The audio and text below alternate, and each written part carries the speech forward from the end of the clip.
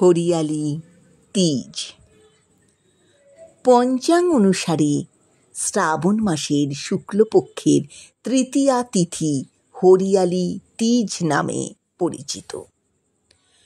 বিশ্বাস করা হয় এই শুভ দিনে ভগবান শিব এবং মাতা পার্বতীর পুনর্মিলন হয়েছিল। তাই এই দিনটি হিন্দু ধর্মাবলম্বীদের কাছে এক মহৎ দিন। নিষ্ঠাভরে হরিয়ালি তিজের দিন ভগবান শিব এবং মাতা পার্বতীর আরাধনা করলে সৌভাগ্য ও আশীর্বাদ লাভ করা যায়, সমস্ত মনোবাঞ্ছা পূর্ণ হয়।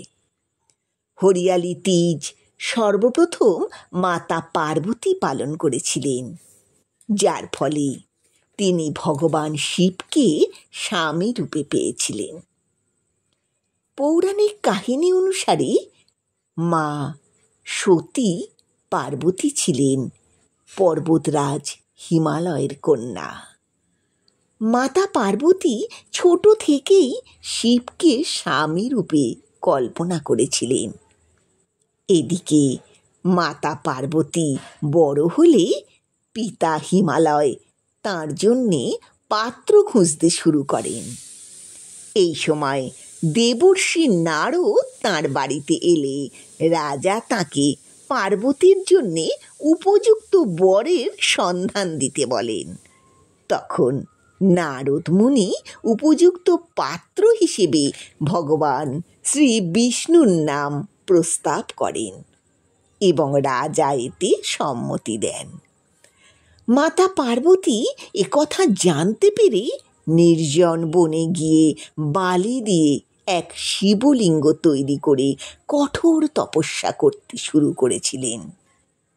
কথিত আছে মাতা পার্বতী এই শ্রাবণ মাসেই এই তপস্যা করেছিলেন।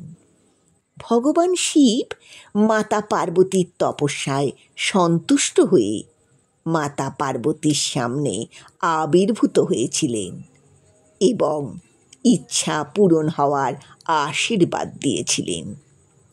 পর্বতরাজ হিমালয় এই বিয়েতে রাজি হওয়ার পরে এই শুভ দিনে ভগবান শিব মাতা পার্বতীকে স্ত্রী হিসেবে গ্রহণ করেছিলেন।